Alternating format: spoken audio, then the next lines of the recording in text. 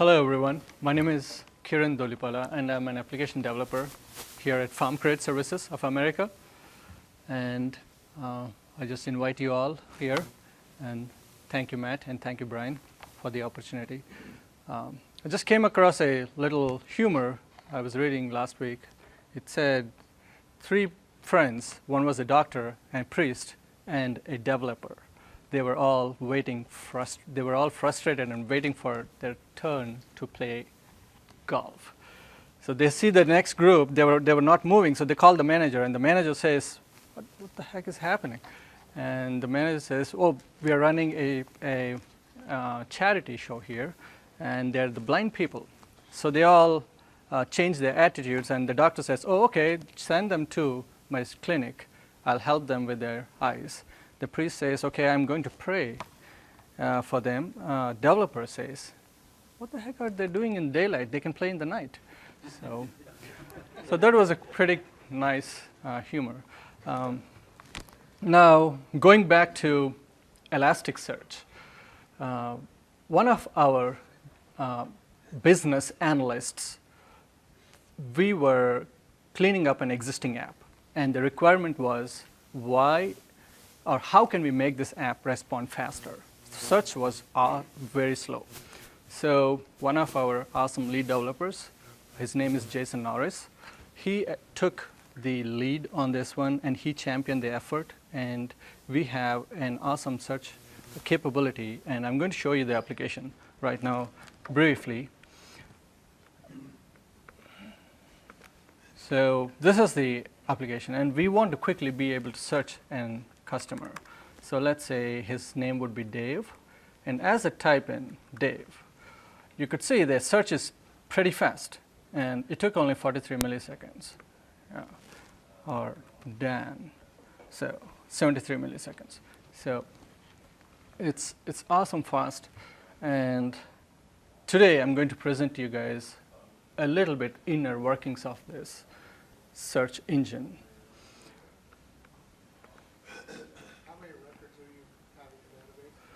Right now we have about 300 and close to 400,000 records. That's what it's searching. The data is right now obfuscated, but it is searching all those 400 records, going through the whole thing. But essentially it's not the database, but it is an index that Elasticsearch has created. So yeah, we'll go into it. So yeah, the tools that they provide is also very good. The support of the tools for Elasticsearch, you have the Marvel, which actually monitors a lot of the nodes and your documents, which I'm going to talk to you pretty soon, and your indexes. And there is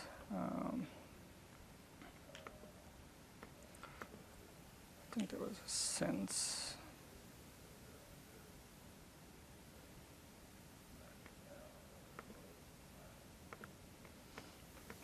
And the sense is a debugging tool. So you can create your indexes or your databases, and you can create your data and see how the whole thing is playing along.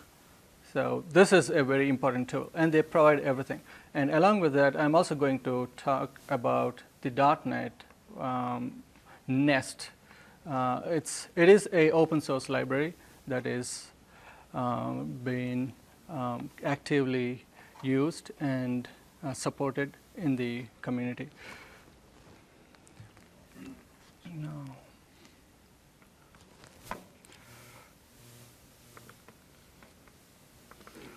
Obviously, it has been used by big companies across the globe, so it has got a very stable platform that anyone can choose to start researching and implement it in their respective companies.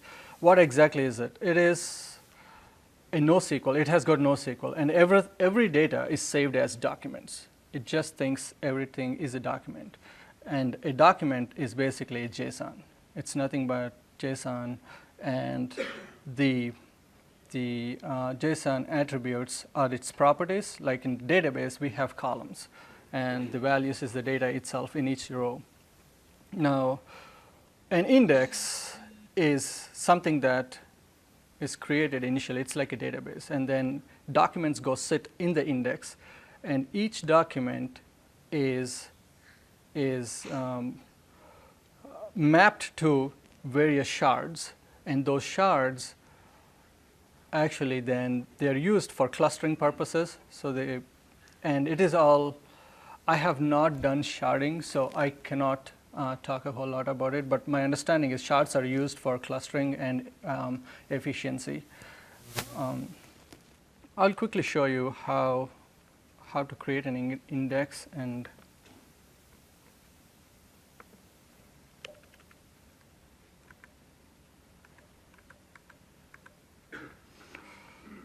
so let's say we have, this is the sense tool that's provided by the Elasticsearch folks. And right now I have, so these are the indexes I have. And these tell me that I have my blog database and my index database. In SQL terms, those are the databases there. Now, right now, I'm going to create a new database, which is called customers. And customers has got these properties, which is customer ID, address, and these are all the columns in the database. And all we have to do is post and tell it the name of the table or the index here and run it. Now, it has taken the request and it executed it. Now we can go back and see the index. I see that my customer's index is there, which is like, again, the SQL database table. Now, if you want to see its schema, which is the mappings, this is a schema we have just created. It's in the index. Now, I'm going to post data to it. So 1 and 2. Now, we can search and see what happened in the database. And there are 2 sets of data in the database. Now, the way Elasticsearch does is it uses its own ID mechanism. So if you come here and take this ID and you want to only get one specific record, it does that. But let's assume that we want to create our own IDs, right? So you put your ID in the post request and tell it, I want an ID of 1 or a 2. And then you post it, and you come back and run it. And there it is, the ID of 1, and your record is in there. Now, this is a very high-level view of sense. There's a lot you can do with Elasticsearch. And now I'm briefly going to step from here into the .NET library, which is the Nest. So Elasticsearch, I'll show you actually here.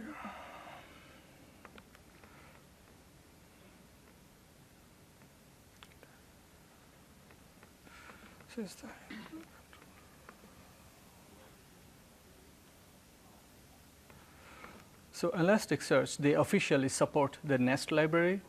They have documentation and examples, and so it is like a library that you can just download and start using it for yourself. And here is a brief example that I have, in the sense, a GUI. I've created a customer's index. And here is a similar example. The way you create an index is you create the connection string, you tell it the URI where your server is sitting, and you create a client.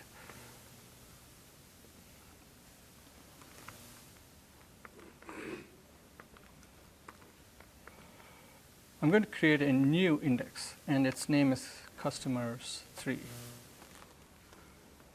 I'm going to just run this.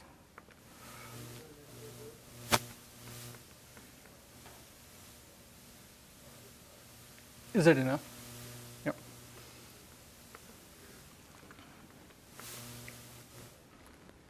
I'm going to create a new customer index, and here it is. It's going to go in. It's created using the Nest library. You can download it using NuGet. and here it is. And I go back to this sense library to see what has happened to get all my indexes here. And I see that my customer's index is created there.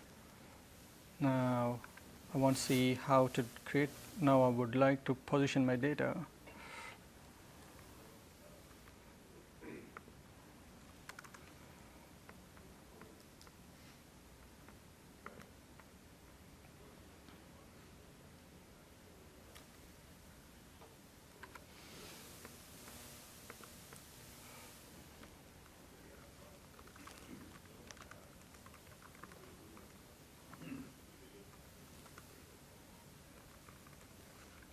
So if you see, as a type, right, the essence actually has an intelligence as well. You can actually do this using Postman too. So I was playing around with Postman, and you could submit the same request using Postman, and it gives you back results. But with Essence, it is aware of what you're trying to do. So Essence would be a better tool if you're trying to understand what in Elasticsearch does. Now, we have created our customers 3 index, which is a customers 3 database, and we've positioned our data in it. And when we retrieve it, here it is. First name Peppa and last name is Pig, and that's what we inserted here in our data. And the customer ID is 123434. Yeah. So these are very high-level concepts of Elasticsearch, and speed is the most important thing that it serves. There is one more concept I would like to discuss briefly, is how it indexes, the concept behind its indexing. Let's take, there are 2 sentences data that it tries to index, and it actually, each word is called a term, and it takes every term and positions it in such a way that it knows in what document is this term existing in. So there are multiple documents, like millions of documents. So it has this table where it knows, okay, this word is existing in all these documents. So that's why it's called an inverted index. And there is one more concept of Elasticsearch called n-grams. N-grams is nothing but when you give it a word like quick, it starts splitting it into, this is an edge n-gram, a very specific type of n-gram. If you have noticed, I was typing in the application.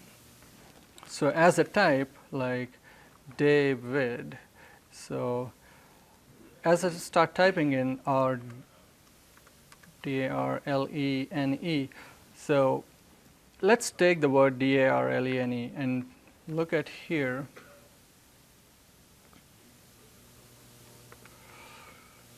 So it splits each word into contiguous D and a D-A-R and D-A-R-L-E. So as you keep typing, it goes and fetches all the documents with those specific words and starts presenting it to you like the Google style type ahead. And yep, I think this is an awesome tool and that we have implemented here at Farm Credit Services, and this is right now in our testing period, and eventually we are going to probably start implementing it across the whole company, and we really enjoy using this tool, and customers are really happy with the way the search is here. What kind of databases, like transactional databases, what kind of technology do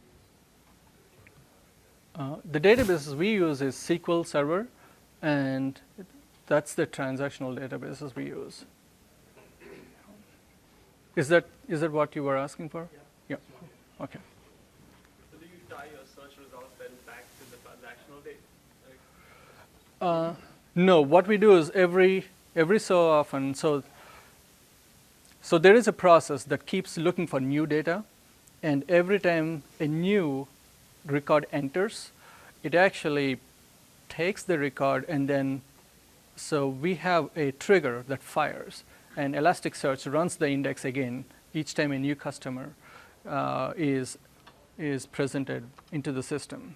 So they both have no connection at all. Elasticsearch index itself is a database, and SQL Server itself is a database. And we just have the .NET code. I could show you what application we wrote briefly. I think the question was, do you use the ID provided from Elasticsearch to point back to your transactional records? No. This is only search. So we have a customer ID in it. So we present that customer ID to the transactional database. Right. So the search, you select the record you want, then you use that ID to go into your transaction Yes. record and do whatever you're doing. Yes. That is correct. Yeah, you're right.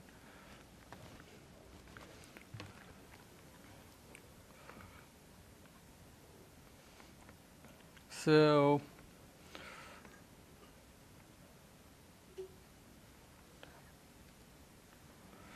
yeah, we have created an end client. This is a service that runs continuously every day, every time a new customer enters.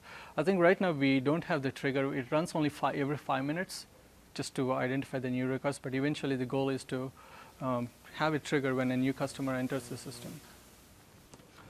So yeah, and references. There are quite a few references here.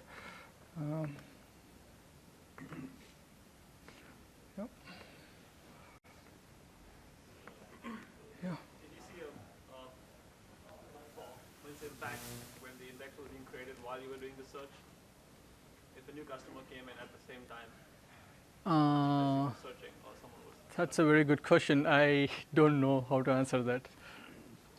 No, we never thought about that. So You could do a full clear of the index, and then you wouldn't get any results during that time where you're rebuilding the index. Or you can build an index like in place, like right when that trigger happens for a new record, and it doesn't destroy your existing index. Right. So I'm sure you're probably, when a new customer comes in, you're probably doing the I'm just gonna delete. do a minor update to the index, not Right. copying and recreating, Right. Yeah. which would be devastating. Hey, Well- Kieran, are you running your cluster on Windows for that? It is. Elasticsearch? It is running on Windows. Yep. The prod is on Windows. So when you're using that nest library, Mm-hmm. are those calls like when you make a call to the server to put the JSON in there? Mm-hmm. Is that synchronous, or does it go asynchronous where you have to wait for the response? No, it is synchronous. Right now, we just wrote it synchronously, everything. And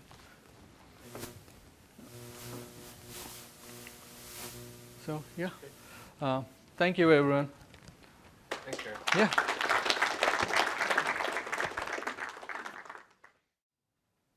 Well, thank you very much for coming.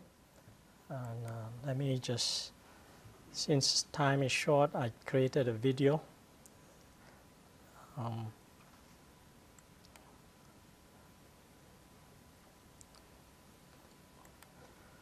So my name is Ik-Xiong Ko. I'm with ARCAD. And I'm going to talk about customizing 3D CAD using .NET. So I guess the obvious question is why, and obvious ones are to reduce tedious steps. A 100-step thing could be reduced to 2-3 clicks. And the second good reason is to add in new features for big things, small things, for design, for visualization, and for optimization. So the example I use is called Space Claim, but there are many CADs available. Inventor, SolidWorks, CATIA are all examples. So in this example here, you can see that the right-hand side of the menu bar there is pretty empty, so it has no add-ins. This is what comes when you buy the CAD system. And what we would like to do is to add things that are customized for your business for all those reasons that we explained. So ARCAD is a developer of add-ins. We make simple ones. And that's an example sample add-in that Space Claim provides to get people started. So I want to show you that the task of creating add-ins is not too difficult. You don't start with a blank sheet. You start with some good examples. that manufacturers or the companies provide. Those are add-ins that ARCAD has developed, and I'll talk about them as we go on. So how do you start? You start with the documentation that comes with the software. There's a developer's guide would be the good start to get a quick overview. This example here is not too big. It's about 30 pages long. So it gives you a quick overview of what is inside the CAD. And if you are interested in geometry, this thing should be understandable and would be a good place for you to get started.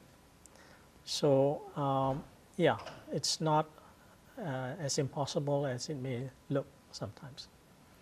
I guess you're all developers, you know how to break things up into small steps and chew at it bit by bit. The next important document is the sample add-in. So this is a full-fledged add-in that is created for you. And just by picking at it, studying it, choosing your bits and pieces, you can assemble a working add-in pretty easily. These are all the various views of Visual Studio and shouldn't be too surprising. And finally, it's the APIs that we are going to call the CAD. What are the APIs? What are the functions available in the CAD? And by using the API, you get to tell the CAD to do the things in the way that you want to and in the steps that you want to.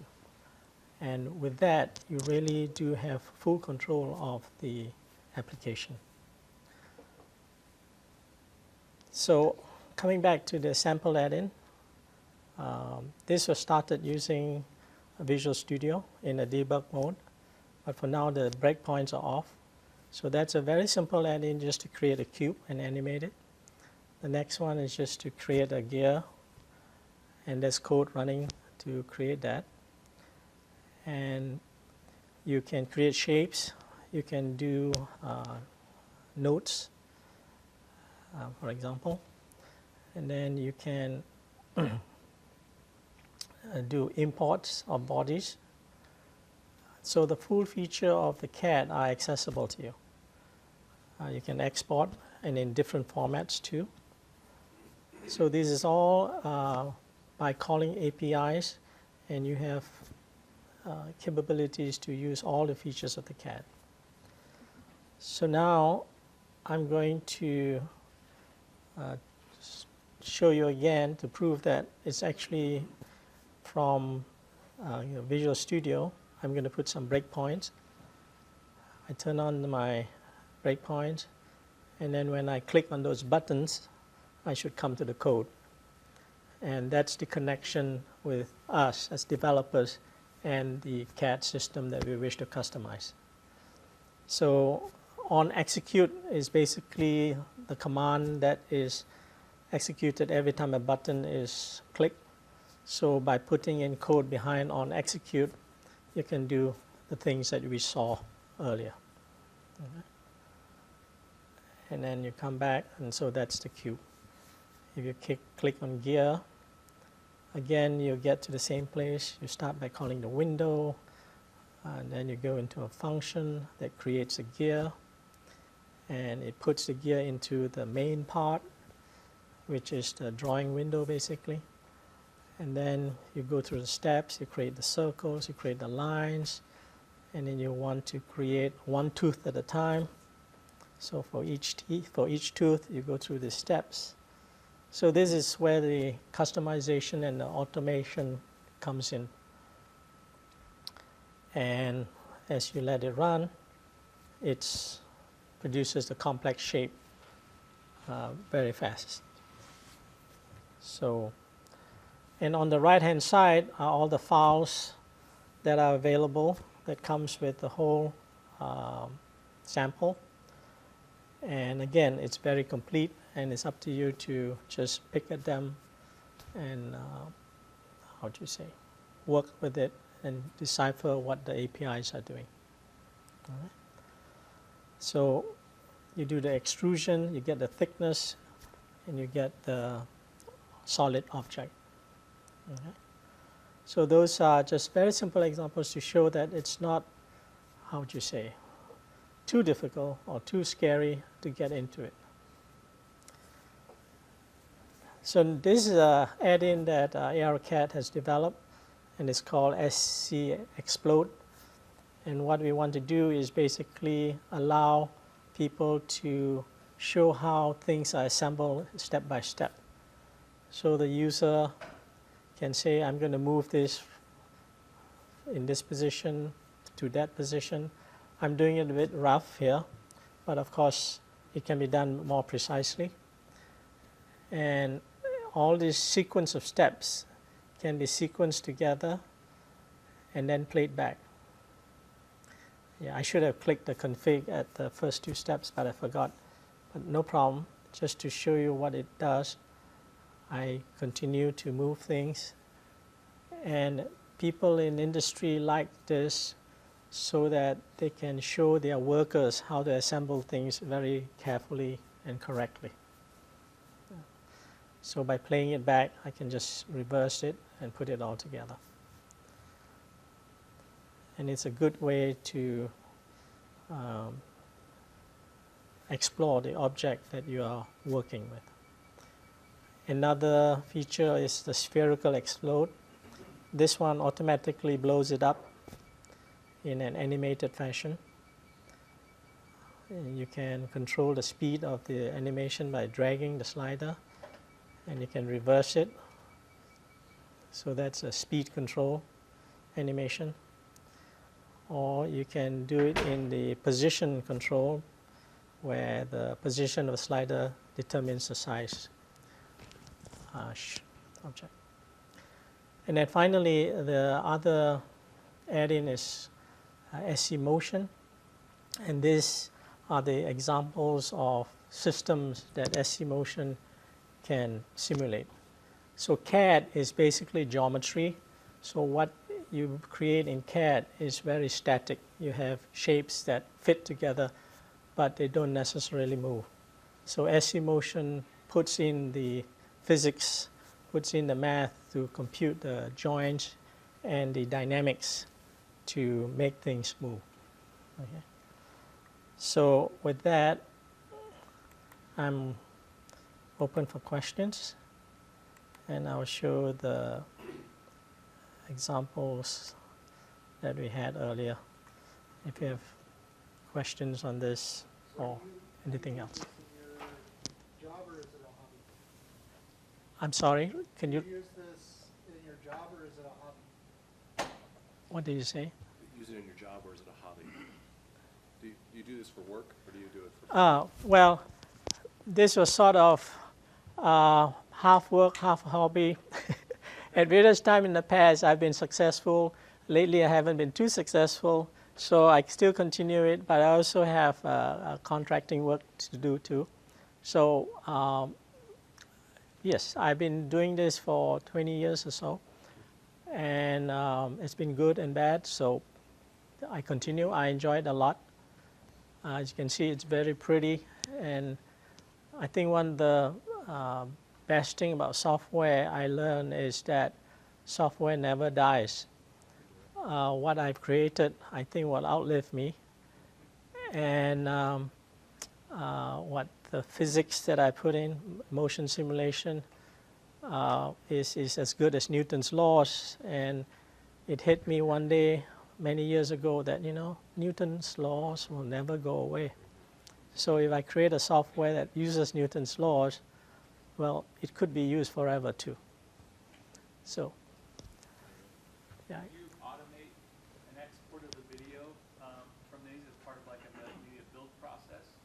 Would it be simple to take a CAD file of an object and apply the physics, and then if somebody changed the underlying CAD file, maybe changed the shape of the gear, put more teeth on it, that night you could go to an exported folder and see an animated image that's now? Yes, definitely. That comes in the area called optimization.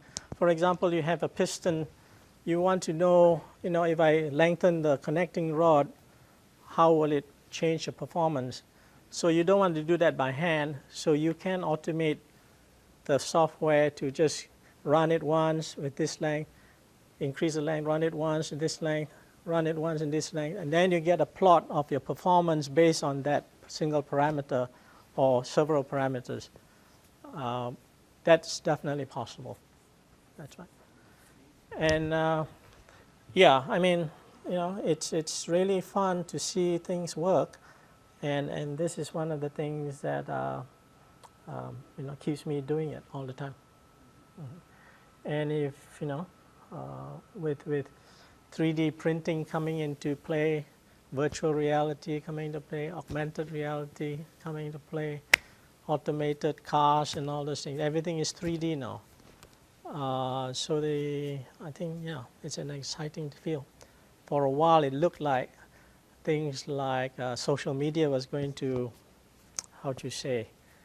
downgrade every other software activity. But now that 3D stuff is coming back, 3D is again very exciting. So. Another question for you.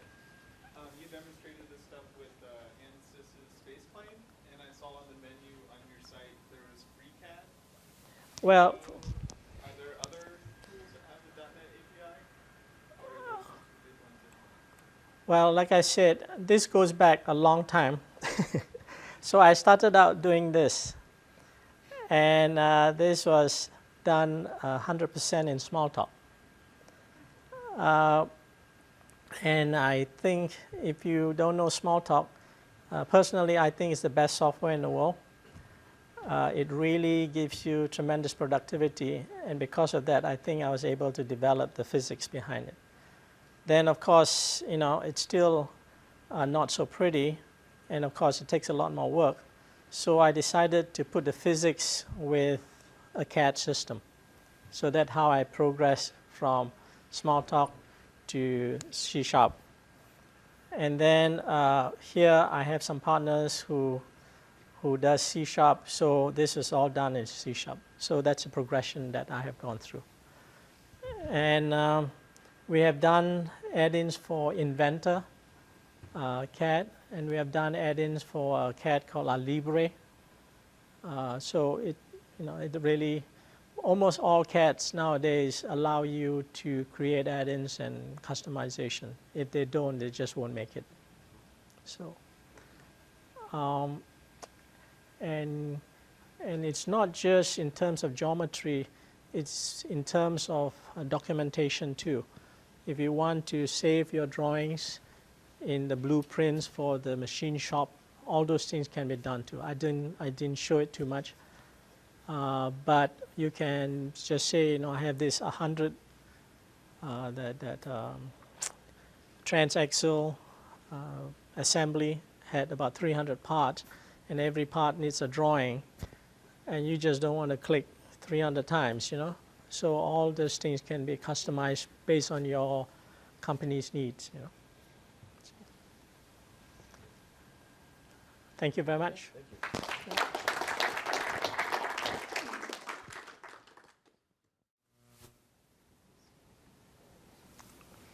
See, yep, that worked.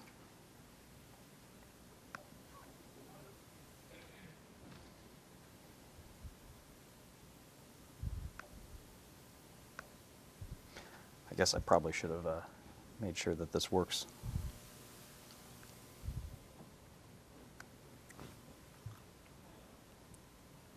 There we go. So yeah, I feel kind of silly passing on the fourth up and taking third up after that presentation. Room full of geeks and 3D geometry and math. That's going to be hard to follow with something as thrilling as faking frameworks. But yeah, my name's Eric Peters. I'm a consultant with Sogeti, and I work with right next to Matt and Dustin here. We've had quite a few conversations about faking frameworks lately. One of the tasks that I took on at work is building a simulator to simulate a big part of our workflow. And we wanted to take a huge number of users and a huge number of operations over a large period of time, and obviously we weren't going to have real people sitting down doing it, so we wanted to fake it out. Usually faking frameworks are used for unit testing, but it worked great in this environment. Problem was we ran into a performance problem pretty quickly, and so I started evaluating why and ran into it was faking framework that was causing the problem. So decided to dig a little deeper and figure out, how do these different faking frameworks compare and what might be a better way of choosing the framework that we use. So as Matt alluded to, the framework that was in use was one that Matt had selected, MS Fakes. And I came in going, oh, no, we got to use Fake It Easy. This is such a beautiful framework. And so there's going to be a bias in here. But what I tried to do is I tried to look at it with these considerations in mind. First, capabilities and price. We don't want to spend $5,000 on a faking framework. It's just one small tool. So, got to look at the price, but it's also got to have the capabilities that we want. Got to look at code maintainability. This is a big one for me. I think that the biggest cost in particularly testing, but in software development as a whole, is how easy it is for us to develop and maintain the code that we're dealing with. Obviously, the issue that started this whole research was performance. Faking framework has got to be performant. I mean, if you want to run thousands of tests with every single build, you don't want to wait 10 minutes for them to run. So it's got to be really performant. And of course, you never want to run out of memory. So I kind of constrained this to those 4 aspects. So on the capability side, a good faking framework, you have to have stubs. This is the foundation of all faking frameworks. You have to be able to take an interface, a generic interface, and fake it out. Give some just basic default behavior at some level. Then you have partial mocks, partial mocks, whatever. You take a real object and you want to fake out a part of that object. You want to be able to isolate your test. It's pretty important. You can do this without mocks. You can do a lot of different techniques to make this happen, but partial mocks make the job a whole lot easier. So that's a pretty important capability as well. Shims is a nice to have.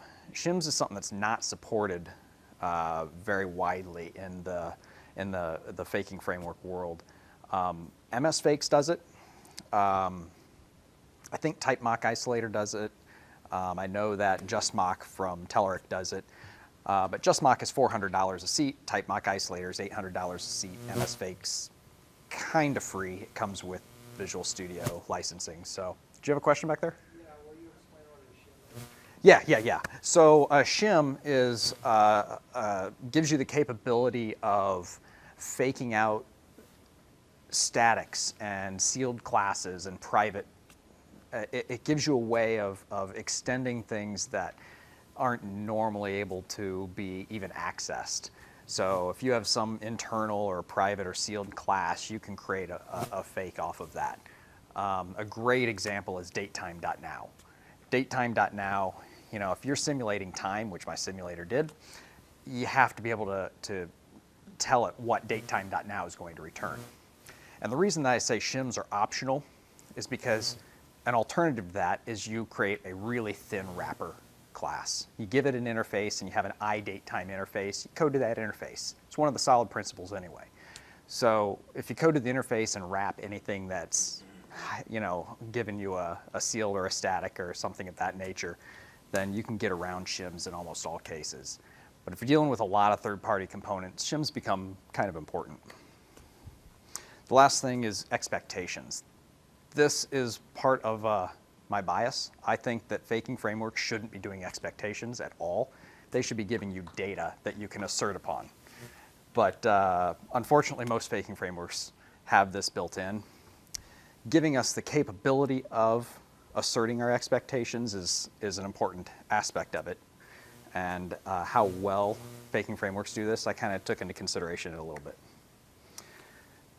So on the maintainability side, this green is Fake It Easy, and the red is MS Fakes. I kind of highlighted those two just to poke at Matt a little bit. I think that a friendly syntax is important. a developer who didn't write the test needs to be able to come in and skim it quickly and understand what's going on. So the different frameworks all have a very different syntax. And one of the things that I look for when I'm looking for a faking framework is that the syntax is quick and easy to understand. I avoided this word, but I'm going to use it anyway.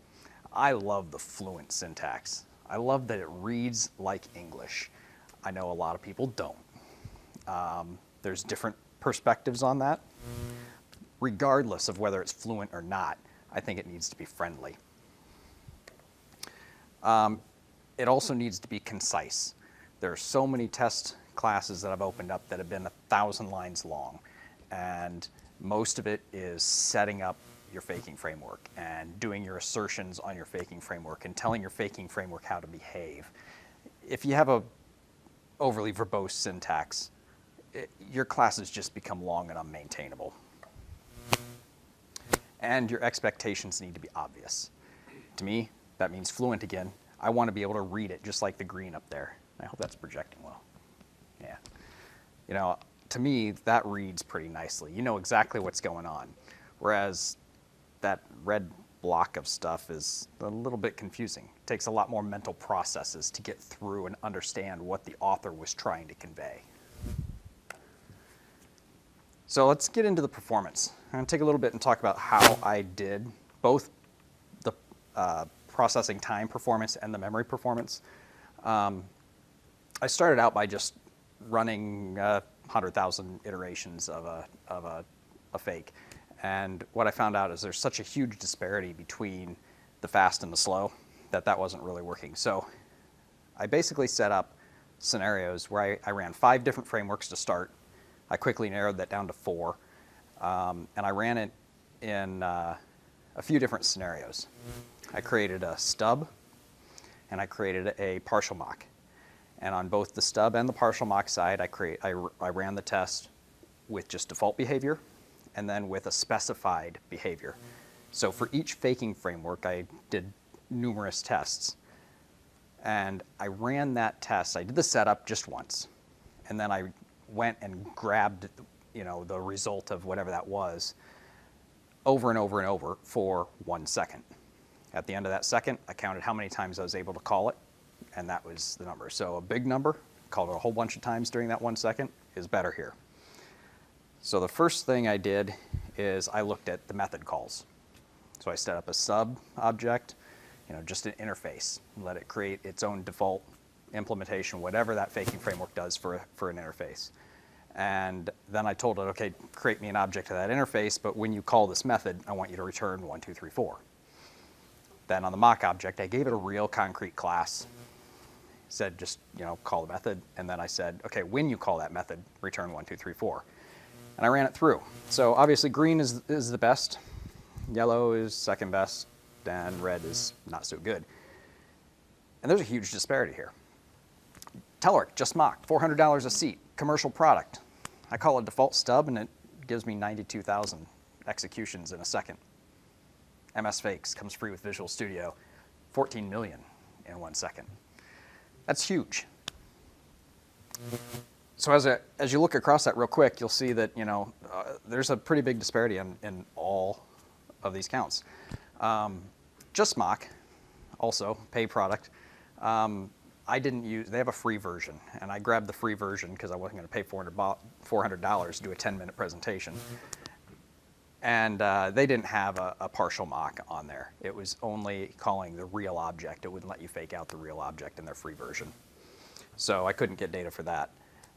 Unfortunately, because it looks like they did really well on the mock, even though they did so poorly on the stubs. So I really didn't get a good feel for that, and because of that, I dropped that from the further evaluations. So I'm going to focus on Fake It Easy, mock, MS Fakes, and then substitute. Another thing I'll just throw out real quick, there's a lot of others out there. There's nmock, easymock.net, RhinoMocks. When I was looking for faking frameworks to use in this evaluation, none of those had been updated in several years. And so, especially RhinoMocks, I know RhinoMocks was suffering with a lot of maintenance issues. So I know they're still in use. They're still good products. I don't know how they compare. I wasn't going to compare, 8 different faking frameworks. So the next thing I tested was Property Getter. I did the exact same thing.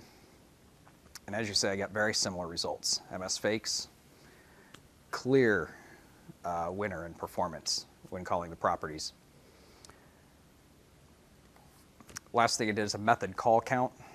I used the same method as the first one, but I called it a little bit differently. I basically called the method 3 times and then asserted that, asserted or ensured or whatever the faking framework capability gave me.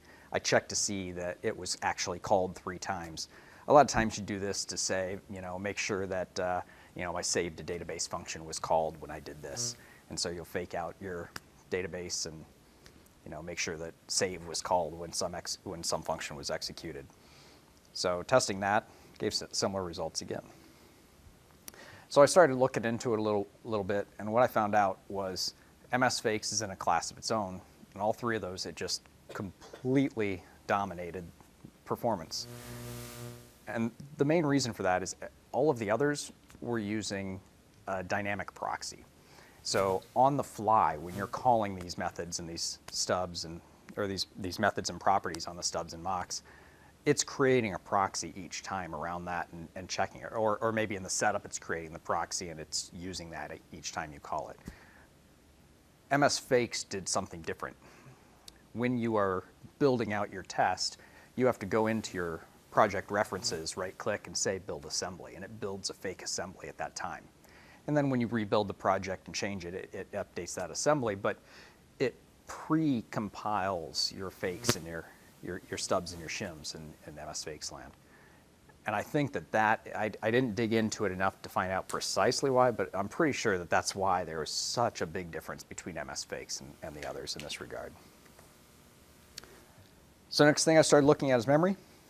I had the exact same evaluation, ran it for 1 second, but I changed the test a little bit so that before that I did basically check what our memory looked like, and afterwards I checked what it looked like again, so I could get a kilobyte usage for each one.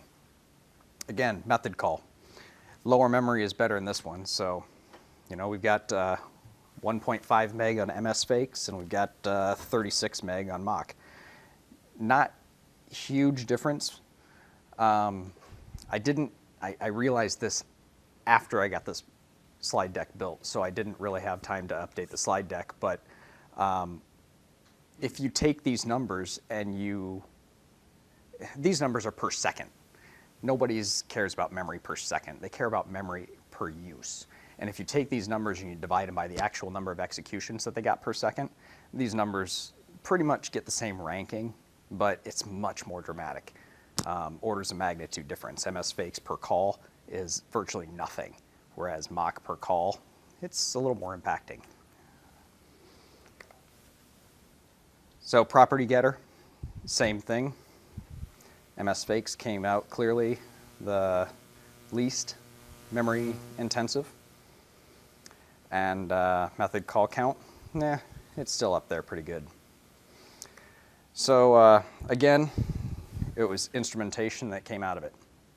So I took all this together and I kind of threw it into a bit of a biased ranking.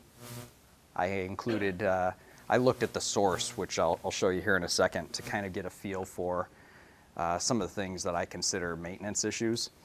And putting all these things together, I gave it some sort of a score.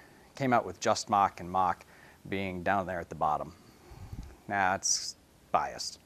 I didn't like the fact that I couldn't do anything with just mock. Partial mocks are pretty important, and if I have to buy it to even test that, I'm not going to give them the time of day. So the next is fake it easy and then substitute.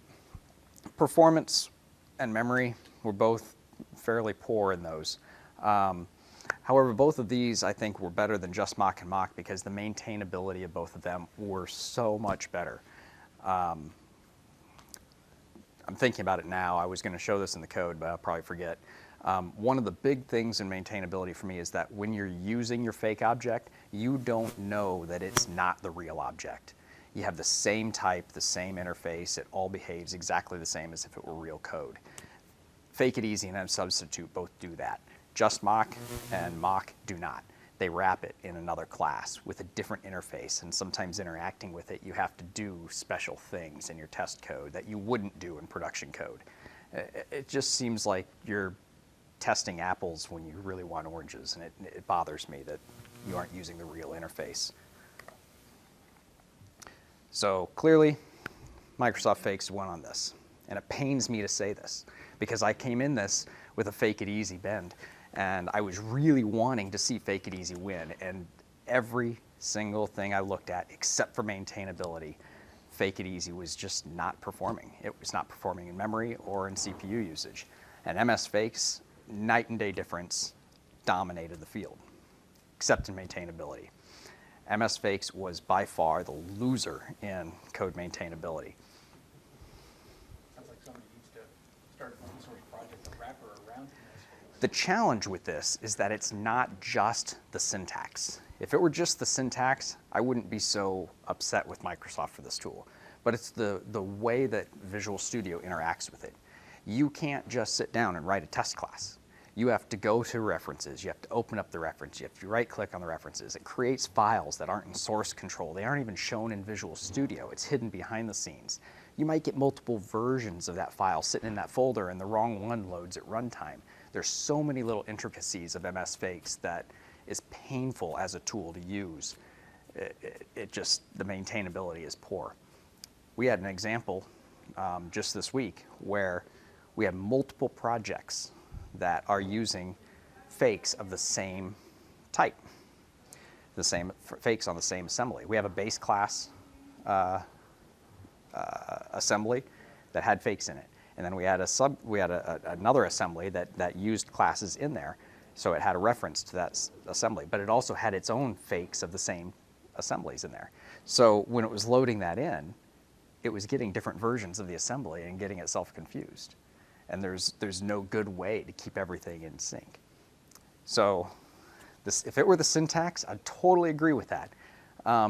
Another ding is they don't have mock objects. MS Fakes has stubs and shims. And the shims are their mock objects. You're taking the real object and you're shimming it. But if you want to do any of the advanced techniques, you have to do extra work. You have to have a using block and set a shim context and then do your work inside of there. You'd never do that in production code. So there's just a lot of things about the syntax there that has always made me not like MS Fakes. But looking at this graph here, and keep in mind, this is a logarithmic scale, and Microsoft's MS Fakes is still way, way, way at the top. So you can't argue with that. And that, I mean, if you're doing thousands and thousands of tests like we all as professionals should, and running it with every build like we as professionals should, you really need that performance. And if it takes a couple of extra minutes to understand the code, I don't know. I'm having to reevaluate my choice of baking tools. So just as a very brief, I think I'm over time, so it's a very brief example. This is why I love Fake It Easy. This is, literally a test saying, if it's calling, if I call this thing, make sure that it, oh, hey.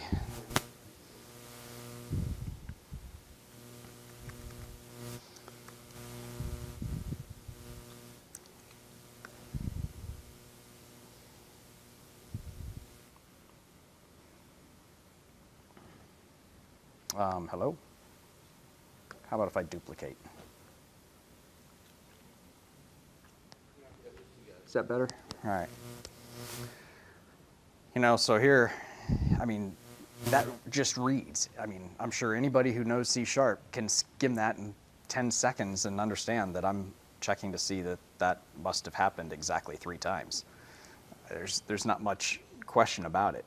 The setup, the type of all of these objects, if I go and specify the type, it is the I interface. It's completely clear, simple, and straightforward. Yes, yes, I can. What's that? Enhance?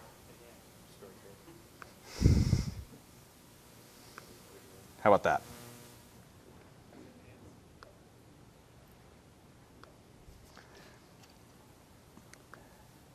So anyway, I just find this really clean, clear, and simple. Obviously, it's a super simplistic demo, but when the demos are simple, or when the demos are complex, you can't expect your real code to be when it starts getting complicated. And if you go into look at, mock, this is one that bothers me. None of our types are the actual types being used. It's all this wrapper class. And when you're looking to, look at the actual object that you are testing, you've got to add .object everywhere. And it's not terrible, but it's extra mental burden, I guess. It's just when you get a lot of this going on, it's hard to keep clear in your mind what's real, what's fake, and interact with it as appropriate. Also, if you are refactoring code and you start needing to fake something that you weren't before, all of a sudden you're going through a bunch of code and adding .object. It's less friendly as a tool. And then we have my favorite, MS fakes. One thing it does do in some cases is it gives you this. But you'll notice that I didn't come in here and have that as a var and switch it over, because I have to explicitly specify that it's the I production interface. The stub I production interface does implement it, but if you use var, you've got a stub I production interface over there. And in some edge cases, that class does not behave the same way as the interface would, and you have to explicitly cast it one way or the other. Great example of that is when you're using their mechanism for counting calls, and that is using an instance observer. This instance observer you can't get at off of the interface. You have to cast it back to the stub interface. Yeah, I could have left it as a stub interface there, but then all of a sudden when I go to use that stub, there's a whole different IntelliSense showing up when I hit the dot. So it's in my opinion, a pretty painful syntax to have to adapt to. But unfortunately, I'm going to have to, because it's really, really fast. And Matt tells me I have to. So that's all I really have here. A lot of good stuff. There's more that I'd like to dig into on this, a lot of the whys and things like that, but I'm out of time, so. Thanks, Eric.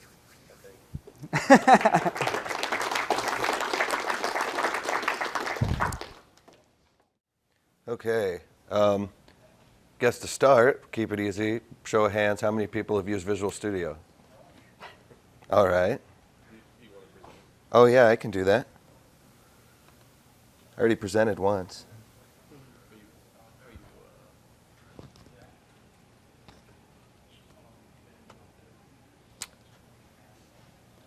How many people have played around with any of the new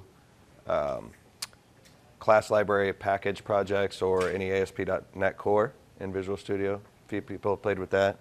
How many people are just here for the free pizza? It's kind of dark. I think that's about everybody. So it's something that I've been playing around with lately, spending a little bit of time with the new class library projects, a little bit with ASP.NET Core. Started with RC1. They're making a lot of major changes between RC1 and RC2. So it was really RC Alpha 1, and they just didn't tell anybody. So I've kind of steered clear of most of it. But just to give you an idea of what we're looking at here with the class library projects, I'm using Visual Studio 2015, Update 2. I have the ASP.NET 5 tools installed. Everything's using DNX, DNVM behind the scenes. They do not have any of the tooling for RC2 available yet for Visual Studio, so it's all the RC1 stuff. But there's a lot of usefulness in these JSON project files beyond just the ASP.NET Core.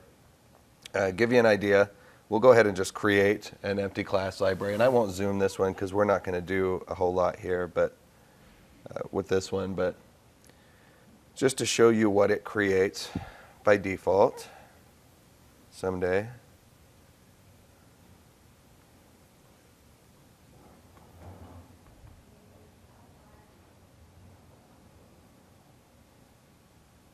No, I don't want to add it to source control. You get a little bit of a different structure than what you're maybe used to with the old projects. Gives you a global.json file. The global.json file allows you to specify which version by default you're going to be using for your solution. I have both update 1 and update 2 installed. Saving that will actually change for the projects as well. Your project JSON file that gets built by default has the beta bits in it. We're not going to use any of this. Yeah. So by default, you'll get a template that looks like this. You actually don't have to use any of the core or any of the beta stuff if you don't want to. With these new project files, if you just want to target net 451, change it, save it, it updates your references, and net 451 is going to be your full framework. To show you where that's useful, how many people in here are creating NuGet packages for their organizations? And is anybody creating NuGet packages that have to target multiple framework versions? Probably not. Well, somebody is. So the new project JSON files allow us to do that really easily. To give you an example, I have a project here that I've created, I've set up, it targets .NET 451, which is great. We go in, we write some code, and now we decide that we are going to copy a stream. And we're going to use the copy to method to copy from one stream to another. The copy to method became available on stream in .NET 4. So if we now want to allow our project to support .NET 3.5, which we can just by adding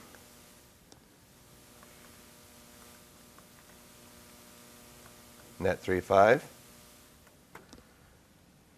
When we save it, it updates, it adds packages. I don't know.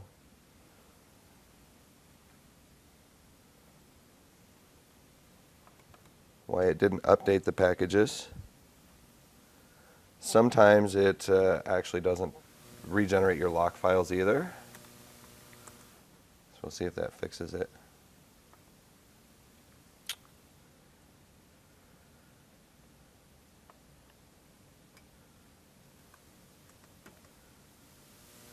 Everything is very still beta too, by the way. Even the JSON project files are preview. They're not release ready. Adding these should update all of your references and add them for you. I've actually already done this once. So let's go ahead and add a project back to the solution.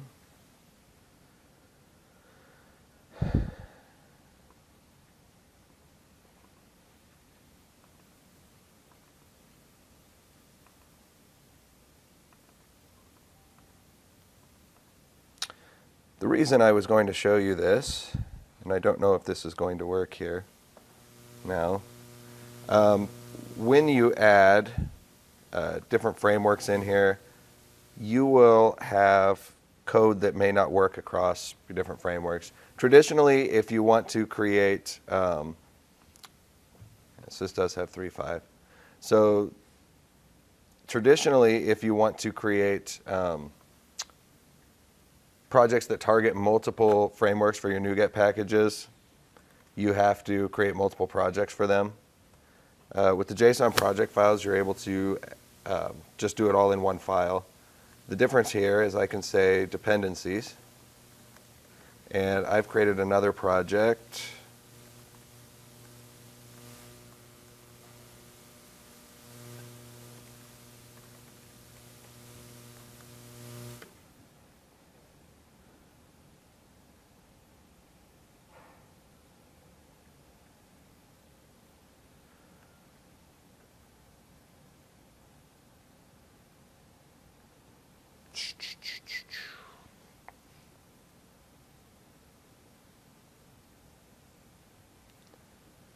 In my other project, I've added stream extensions. Evidently, this does not work if you remove and re-add the projects.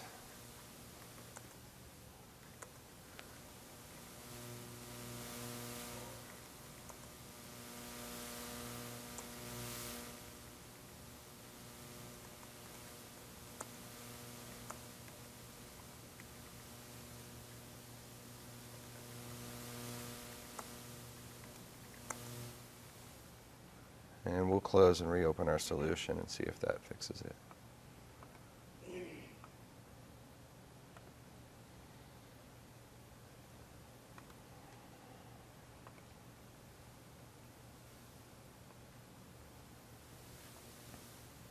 Okay.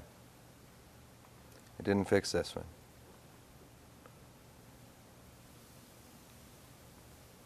Or this one.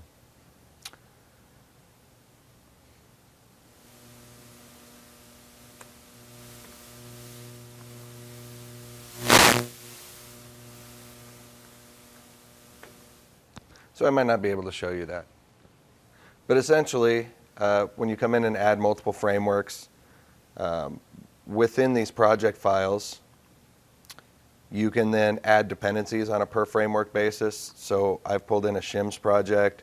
The Shims adds the copy to method to the stream so that when I use it within my other project, I can use my same compiler directives to say, if we're in net 3.5, we're going to use that Shims namespace, and then everything should work. And then what this does, when you're finished, it's not going to build for me now, but once you build it, it will create an artifacts directory.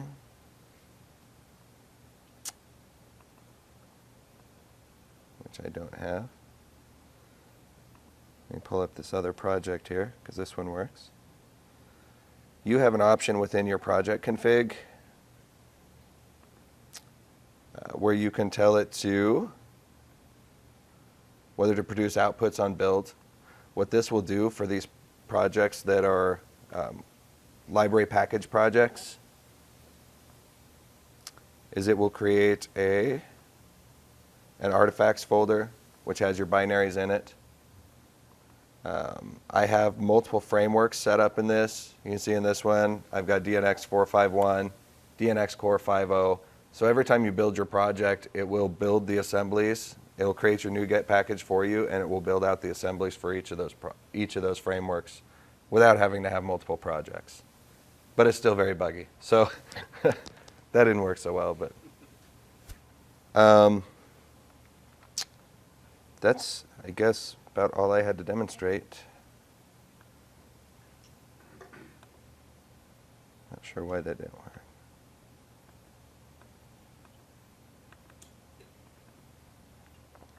The one drawback to it is that it uses NuGet for everything. So as you add these frameworks and set everything up, it actually will go out to NuGet and it fetches and it restores all of those packages every time.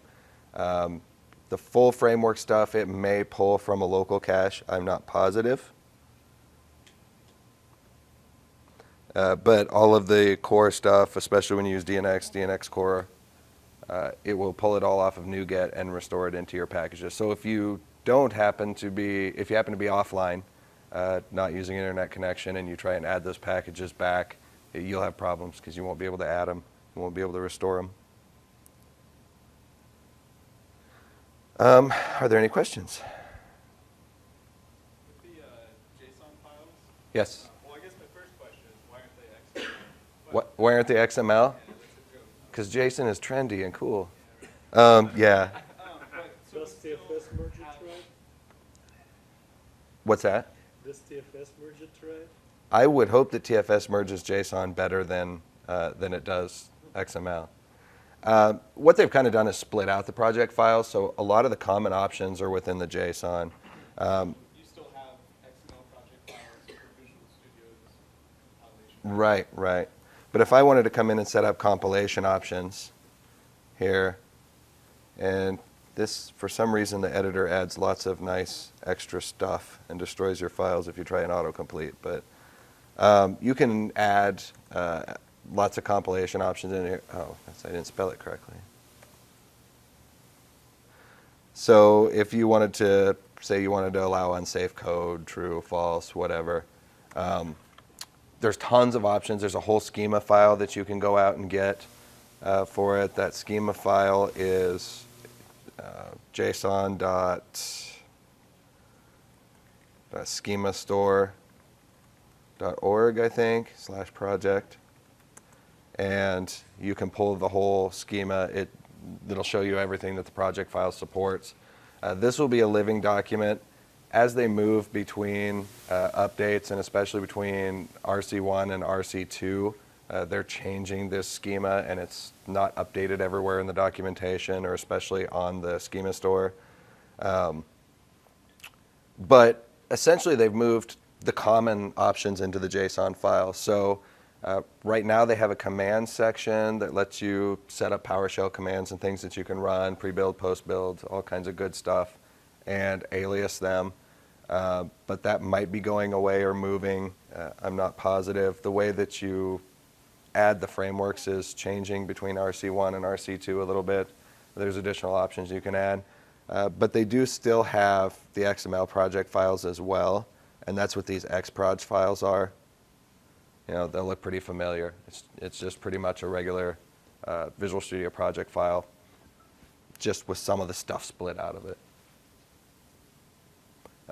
One of the other nice things about the new JSON project files is they give you IntelliSense as well. So as you're adding those dependencies and adding those frameworks, if I wanted to use Entity Framework, for instance, in my DNX core, I could say dependencies, and I could say entityframework.core, for example, and then it should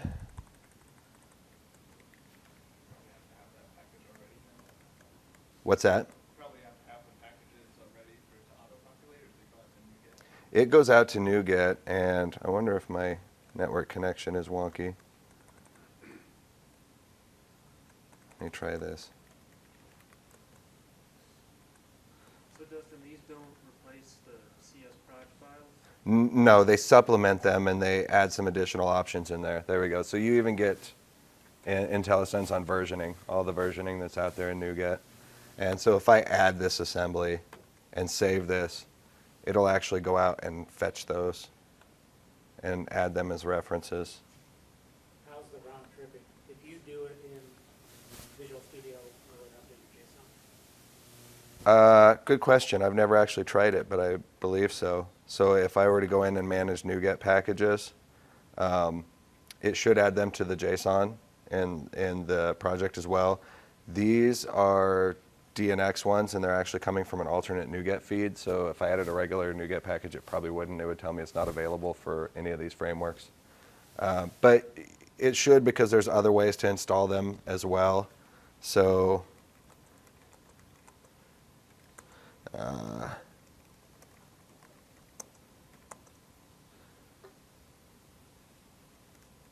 get into the right folder.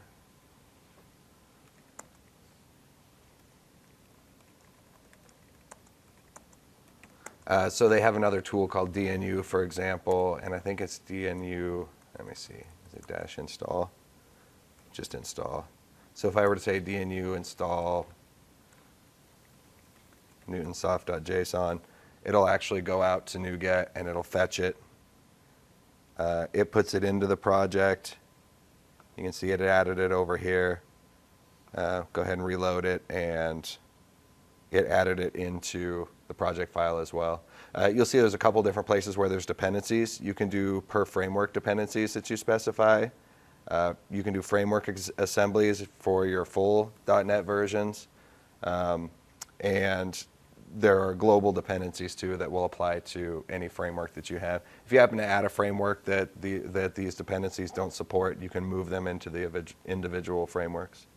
Would allow you to wildcard it so it auto upgrades to 5.2.4 or whatever when it comes out? Yeah, well, yeah, kind of. So I can add a -- for that versioning, which tells me that the minimum version supported is 8.03. It will support higher versions. So if you do happen to end up with higher versions in your project, they'll still be supported. The big The big drawback with it right now is I think the only option is minimum version support. I don't think you can force it to always take the newest version. It's going to use the minimum required version whenever it can. You said the RC2 stuff hasn't been released yet. I've been playing with this briefly, but on Linux and on Unix, and I've been playing with the new .NET CLI stuff. Mm-hmm. Have you played with that at all? And do you know when this stuff should really be released? Very briefly. I haven't spent a lot of time with it because it's so much in flux. It's pretty much daily builds that you pull now for the RC2 stuff. And do you know, is the GNU, DNX, and DNVM tool set, are they going to continue to maintain that alongside the .NET CLI, or is that eventually? The intent is for DNX to go away, and that's the reason they haven't updated the tooling yet. Visual Studio 2015, when you install the web tools right now, has DNX under the hood, and they're replacing it with their core CLI. The core CLI is actually a whole tool chain, and it's just one command called .NET. And right now, it actually calls into DNX. So that's how they're doing it with the RC1 stuff, as .NET is mirroring the functionality and pushing it into DNX. They're planning on moving the DNX stuff, all of it out to .NET, so it supports the whole functionality, and then they'll retrofit it. They'll rip out the DNX support underneath Visual Studio and put core CLI in. Right now, they have private builds of it that they are running internally. From what I've heard, it's kind of buggy and crashy. Even worse than this, the stuff is, the tooling's really wonky. You autocomplete and it screws up braces and quotes and all kinds of stuff. But the last I had heard, they had an estimate of probably 6 weeks or more out before the tooling is ready for Visual Studio. You can use it in some other editors like VI right now. And then if you're using Visual Studio Code, which is their free cross-platform editor, but they also have Windows version of, I guess there's some workarounds you can put in place and use it there, but I haven't tried it. You know, the majority of the changes between RC1 and RC2 have been namespace changes. They're moving everything into core namespaces, so everything that was Microsoft.ASP.NET is now Microsoft.ASP.NET Core. They're following the same mantra with Entity Framework and a lot of those things as well. Entity Framework 7 they're renaming to Entity Framework Core because it's really not an upgrade from Entity Framework 6. It's a completely different framework. And then they've changed the way some of the platforms are working as well. DNX, by default, assumed everything was going to be ASP.NET, so it has all the hosting stuff built in. So like the iWeb host builder and all that good stuff, it honors all that underneath and uses the startup CS. With Core CLI, it's going to be the whole framework migrating to .NET Core and not just the ASP.NET bits. So they've changed the way that works, and it's kind of interesting in the RC2 stuff. You actually create a program CS, so it looks like a console application, and it has a main that's an entry point. And then from that main entry point, you tell it to execute the startup, and it will go in and bootstrap all of your DI and any other thing you've put in there. But it's a big shift. The whole mindset has kind of changed because they're moving to a take what you want type of scenario. So instead of having the full framework available for every little thing you want, you're going to have to put a reference to it and pull the package for it. Makes it a lot leaner, makes it a lot easier for them to run it on other platforms. It's a lot more hosting agnostic, whether you're using Katana or Kestrel or IIS to host it on, or hosting it in Linux or Windows. It doesn't make a whole lot of difference.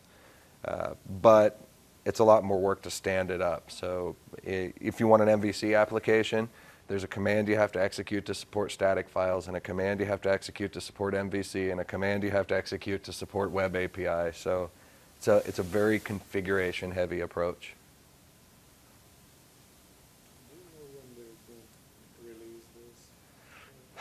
They were 5 months between RC1 and RC2, and then made major changes. So I doubt they're going to rush it because they've already made a lot of people pretty unhappy with the approach they've taken. So I don't know, if they're 6 weeks out on the tooling, they're in RC2, I would almost bet there's an RC3 before it gets released.